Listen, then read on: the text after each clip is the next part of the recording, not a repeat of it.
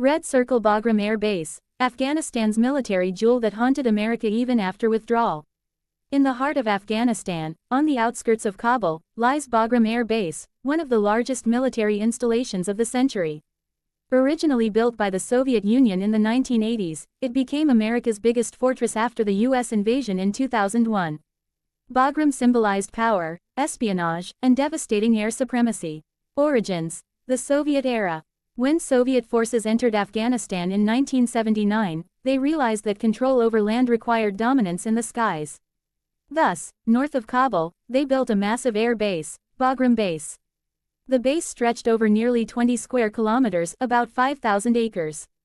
It had two runways, one 3.5 kilometers long capable of landing giants like the B-52 and C-5 aircraft, and a smaller one used mainly by the Soviets. Infrastructure included huge stockpiles of weapons and ammunition, advanced workshops for aircraft and vehicles, Afghanistan's largest military hospital with hundreds of beds, spy and drone control centers, housing for 20,000 troops and staff, CIA-run secret prisons, helipads and command posts. After the Soviet withdrawal, the base remained dormant for a time, like a sleeping giant, awaiting its next master. U.S. occupation. After the 9/11 attacks, when America invaded Afghanistan, the Pentagon found Bagram to be the most ideal site, ready-made, close to Kabul, and vast enough for expansion.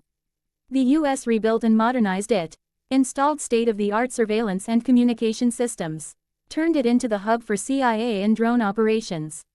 Effectively, it became the war headquarters that enabled America's grip on Afghanistan. Bagram, the graveyard of dark secrets. Bagram wasn't just a military base, it also housed secret torture chambers. The most notorious was the Black Cell, where hundreds of prisoners were detained without trial and subjected to brutal interrogations. Bagram became known as the Guantanamo of the East. Why was Bagram so strategic? From Bagram, the U.S. could monitor and influence Iran, Pakistan, China, and Russia simultaneously. It was, in essence, a lever for controlling half the world's strategic balance. The American withdrawal, a midnight escape. In July 2021, U.S. forces suddenly abandoned Bagram overnight, without informing the Afghan government. It was as if a failed thief had slipped away under the cover of darkness. Within hours, the Taliban took control of the base. This moment became a living image of American imperial decline. Why does America still want it back? Even after the humiliating exit, Donald Trump and other U.S. leaders expressed their desire to reclaim Bagram. Because it is not just a military camp, it is the key to Central Asia. But the Taliban flatly refused. This tug of war has already ignited a new, shadow war. What's inside Bagram today? Dozens of military buildings and weapon depots.